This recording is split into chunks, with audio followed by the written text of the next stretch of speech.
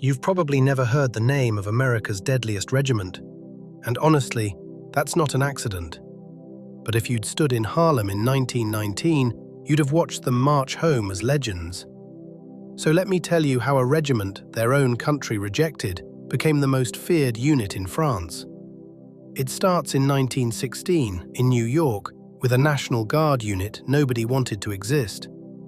The 15th New York, an all-black regiment, recruited from barbershops, dance halls, and church basements across Harlem. They had no armory, no rifles, and at first, they drilled with broomsticks in a rented dance hall. Think about that. Broomsticks. While white regiments trained with live ammunition and brand new equipment down the road. But these men kept showing up anyway, because they believed serving might finally earn them full citizenship. Then in April 1917, America declared war on Germany, and suddenly the army needed everybody it had. 2 million Americans would ship to France. The 15th New York figured they'd finally get their chance. And here's where it gets ugly, because first, the army sent them south to Spartanburg, South Carolina. The town's mayor publicly warned that black soldiers in uniform would be treated exactly like black civilians. Soldiers were shoved off sidewalks, refused service, threatened. Men wearing the uniform of the United States Army. One soldier, Drum Major Noble Sissel, was beaten just for buying a newspaper without removing his hat. His fellow soldiers wanted to burn the town down. Their commander talked them out of it, barely. The army's solution wasn't to protect them.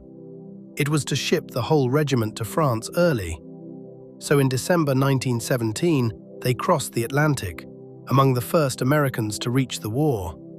And when they landed, ready to fight, the army handed them shovels and mops instead of rifles.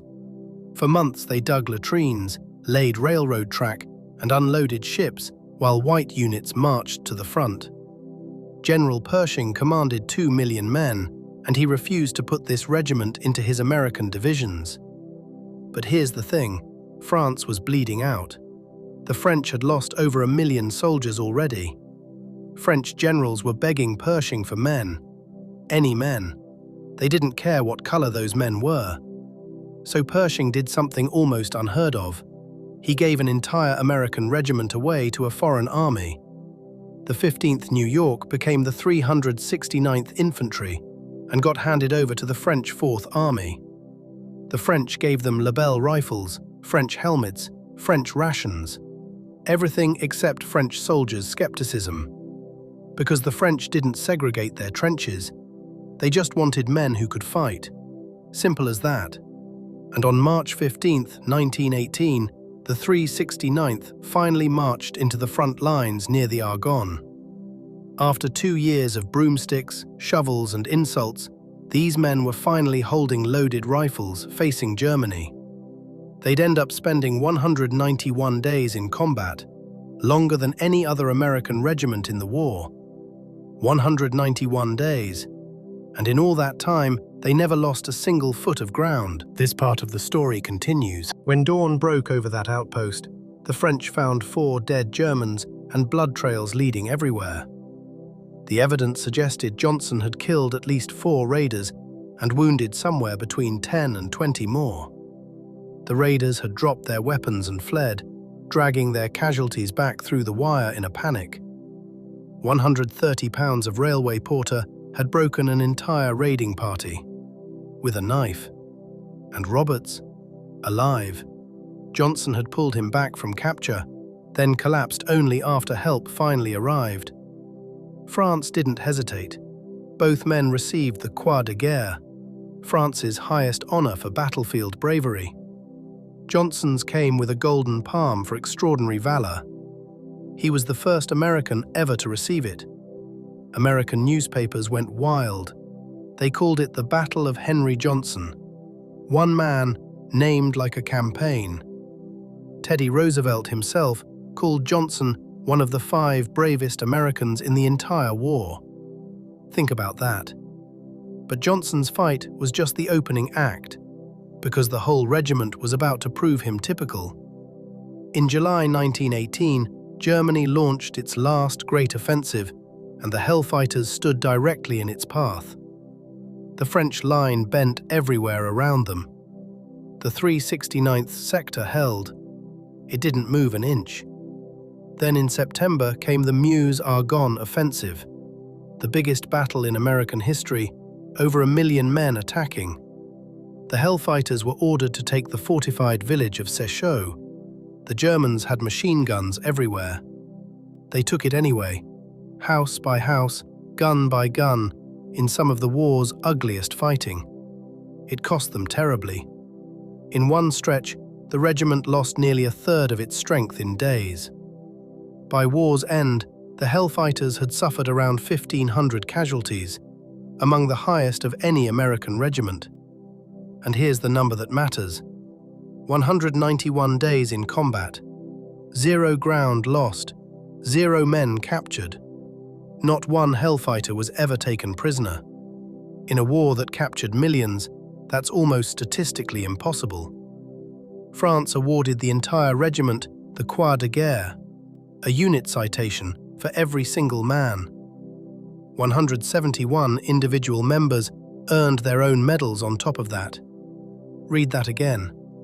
171. And when the armistice came in November 1918, the Hellfighters got one final, remarkable distinction. They were the first Allied regiment to reach the Rhine River, the first to touch German soil. The men the United States Army wouldn't let fight beat 2 million Americans to Germany. Let that sink in. Oh, and while they were breaking the German army, they were also quietly changing music forever. The regiment's band, led by Lieutenant James Reese Europe, was arguably the best military band on earth. Everywhere they played across France, they brought something the French had never heard before. They brought jazz. Historians credit that band with introducing jazz to Europe. A world war, and they exported a whole art form. So they'd conquered the battlefield and the bandstand. Now came the hardest fight of all, going home. Because America was about to give them the biggest welcome in Harlem's history, and then forget them completely. February 17th, 1919. The Hellfighters marched up Fifth Avenue, and 1 million New Yorkers turned out. They marched in tight French phalanx formation, 16 abreast, bayonets fixed, a wall of men moving as one. And when they crossed into Harlem, the formation loosened, the band hit a jazz tune, and the neighborhood erupted. Henry Johnson rode in an open car, standing, waving a bouquet of lilies, while the crowd screamed his name. For one afternoon, America treated its deadliest regiment exactly like the heroes they were. One afternoon. Because here's the bitter part. The country they'd bled for hadn't actually changed while they were gone. That same year, 1919, race riots swept dozens of American cities. Some victims were veterans in uniform. Henry Johnson's 21 wounds left him unable to work as a porter. His discharge papers listed no injuries.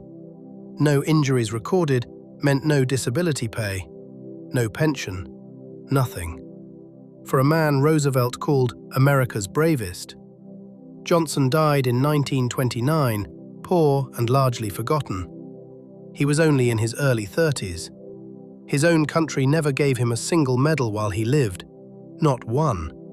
France gave him its highest, and James Reese Europe, the man who brought jazz to a continent, killed within months of coming home, stabbed by one of his own drummers during a Boston concert intermission in May 1919. Harlem gave him the first public funeral ever held for a black American in New York City. So the Hellfighters faded from the textbooks. The deadliest American regiment of the war, just erased. But history has a long memory, even when governments don't, and the record slowly started catching up. In 1996, Henry Johnson finally received the Purple Heart, 67 years after his death. In 2003, the Distinguished Service Cross, still not the top honor, still not enough. Then, on June 2, 2015, 97 years after that night in no man's land, it finally happened. President Obama awarded Henry Johnson the Medal of Honor, the highest military decoration America can give. Nearly a century late. But the citation finally said what France had said in 1918. Hero. And the regiment itself, it never actually disappeared. The 369th still exists in New York today. Its armory still stands in Harlem, and its soldiers still carry the rattlesnake and the name Hellfighters. So let's lock in the numbers one more time, because they deserve to be remembered exactly. 191 days in continuous combat, longer than any other American regiment in the entire war. Around 1,500 casualties, 171 individual medals, 0 feet of ground lost, 0 prisoners taken. They started with broomsticks in a dance hall. They finished first to the Rhine, decorated by a grateful nation. Just not their own nation. Not fully. Not for another 97 years. That's the whole tragedy in one sentence. So the next time someone lists America's greatest fighting units, you'll know the name they usually leave out. And next time, a soldier who fought in 3 armies, on both sides, in the same World War.